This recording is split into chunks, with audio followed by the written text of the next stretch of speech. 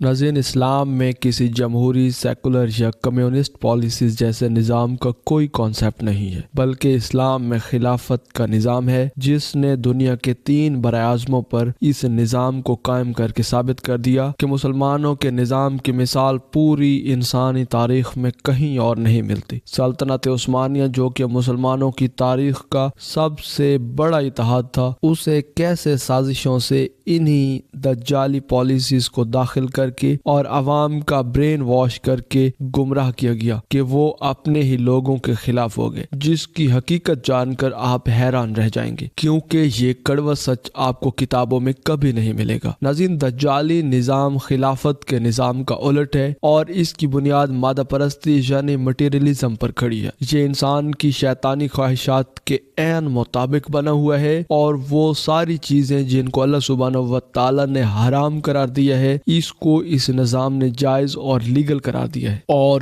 جن چیزوں کو اللہ سبحانہ و تعالیٰ نے حلال اور جائز قرار دیا ہے، ان کو ان کی جہالت اور انسانی ترقی میں رکاوٹ کے طور پر دکھا کر دنیا کے سامنے پیش کیا گیا ہے۔ ناظرین، ملکی حکومت اور مذہب کو 2 الگ الگ کانسیپٹ قرار دے کر یہودیوں نے اپنے اس نظام کو پوری دنیا میں پھیلا دیا ہے۔ اس سیکولر نظام کو پروموٹ کرنے کے لیے اسے ترقی کا راز بنا کر دکھایا گیا ہے، جبکہ پیپر کرنسی، بینکنگ سسٹم، سونے کی قیمتوں پر کنٹرول کر کے کیسے دنیا کو دھوکے میں رکھ کر ان لوگوں نے خود کو امیر بنا لیا، یہ کسی سے ڈھکا چھپا راز نہیں ہے۔ 400 سال کے لمبے عرصے تک محنت کر کے یہودیوں نے یہی سیکولر نظام مملکت یورپ یعنی کہ پورے یورپ اور امریکہ میں مضبوطی سے پھیلا دیا، اور تمام مسلمان اور وہ سب ممالک جو کسی نہ کسی طرح سے مذہب پر ڈٹے ہوئے تھے، انہیں پسماندہ اور غریب قرار دے کر انہیں قرضوں کے جال میں پھنسا کر یہ ثابت کر دیا کہ سیکولر نظام میں ترقی کی اصل وجہ ہے۔ اور یہی بات پوری دنیا کے لوگوں اور مسلمانوں کے حکمرانوں کے ذہن میں ڈال کر سوشل میڈیا اور ریگولر میڈیا کے ذریعے ان کے دماغ میں بٹھا دی گئی۔ ان کے معاشرے میں اپنی فنڈنگ کردہ NGOs کو ڈالا تاکہ یہ یوتھ کے برین کو واش کر سکیں، سیکولر نظام یا میرا جسم میری مرضی کے نعروں کو پروموٹ کریں تاکہ یہ لوگ اپنے ہی نظام کے خلاف کھڑے ہو جائیں۔ اس طرح سے سیکولر نظام یا زائنسٹ موومنٹ کو پروموٹ کر کے سلطنت عثمانیہ کو تباہ کرنے کا منصوبہ ان یہودیوں نے بنایا، کیونکہ سلطنت عثمانیہ اس وقت اسلامی خلافت کی بنیاد تھی، اور ظاہر ہے کہ اس بنیاد کو گرانے کا مطلب یہ تھا کہ پوری کی پوری عمارت کو گرا دینا۔ اسی لیے فوجی حملے سے پہلے فری میسنز نے سلطنت عثمانیہ پر فلسفیکل، سائیکولوجیکل اور پولیٹیکل حملے کیے۔ اس کے ذریعے لوگوں کے اندر اس بات کا احساس پیدا کروایا گیا کہ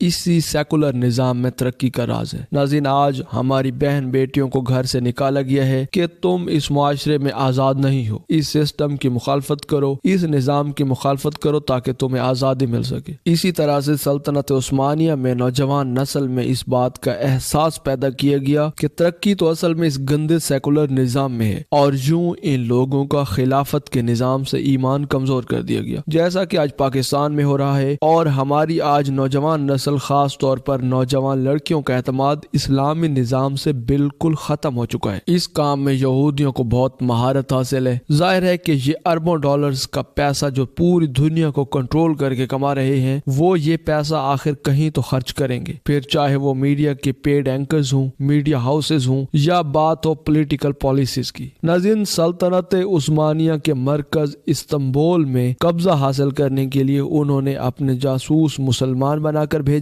اور وہاں پر ایک انقلابی تحریک قائم کی گئی جس کو دی ینگ ترک کا نام دیا گیا۔ اسی ترک تحریک میں ایک آدمی نے ہزاروں مسلمانوں کا برین واش کیا اور ترکی کے لوگوں کو نئے سیکولر نظام کو ہر طرح سے تسلیم کرنے پر مجبور کیا، اور انہیں آمادہ کیا بالکل اسی طرح سے جس طرح سے آج پاکستان کی نوجوان نسل دین اسلام سے دور جا رہی ہے۔ دنیاوی ترقی یا دجالی جنت کو پانے کے لیے بالکل پاگل ہوتی پھر رہی ہے، اور ترکی کے جس شخص نے ترک عوام کے برین واش کیے، آج اسے دنیا مصطفیٰ کمال آتا ترک کے نام سے جانتی ہے۔ ناظرین، جب فری میسنز نے سائیکولوجیکل، فلسفیکل اور پولیٹیکل حملے مکمل کر لیے، سلطنت عثمانیہ پر حملے کرنے کا سٹیج بالکل تیار تھا۔ اب تو بس ملٹری حملہ کرنا باقی تھا، لیکن یہ یہودی بھی اس بات سے اچھی طرح سے واقف تھے کہ اتنی بڑی سلطنت سے کسی چھوٹی فوج سے حملہ کرنا کوئی عقل مندی نہیں ہوگی۔ ہوگی، اسی لیے انہیں ضرورت تھی ایک بہت بڑی جنگ کی، یعنی کہ ایک نئی ورلڈ وار کی، تاکہ وہ بہت سارے ملکوں کو سلطنت عثمانیہ پر حملہ کرنے پر مجبور کر سکے۔ ناظرین، 20ویں صدی کے آغاز میں یورپ میں 6 بڑی طاقتیں تھیں، جن میں امریکہ، روس، فرانس، برطانیہ، جرمنی، آسٹریا ہنگری اور اسلامی خلافت عثمانیہ یا آٹومن امپائر شامل تھے۔ یہ اس وقت یورپ کی سب سے بڑی 6 طاقتیں تھیں۔ ظاہر ہے کہ باقی سب کے سب غیر مسلم یا کرسچن تھے، اور صرف سلطنت عثمانیہ ہی مسلمانوں کا ایک بہت بڑا اتحاد تھا، جو کہ کافروں کی نظروں میں بہت زیادہ کھٹک رہا تھا۔ اسی چیز کو ذہن میں رکھتے ہوئے 1914 میں آسٹریا اور ہنگری کے پرنسز کو اس طرح سے قتل کروایا گیا کہ ان کے قتل کا اشارہ روس کی طرف جائے۔ بس یہ ہونے کی دیر تھی، آسٹریا اور ہنگری نے روس پر جنگ کا اعلان کر دیا، اور روس کے برطانیہ اور فرانس کے ساتھ دفاعی معاہدے تھے، لہذا برطانیہ اور فرانس بھی روس کے ساتھ مل کر آسٹریا ہنگری پر حملے میں ایک ساتھ ہو گئے۔ دوسری طرف اسی طرح کے تعلقات جرمنی، آسٹریا ہنگری کے بھی تھے۔ اس طرح سے جرمنی بھی آسٹریا ہنگری کے ساتھ مل کر اس جنگ میں روس، برطانیہ اور فرانس کے خلاف کھڑا ہو گیا۔ ناظرین، سلطنت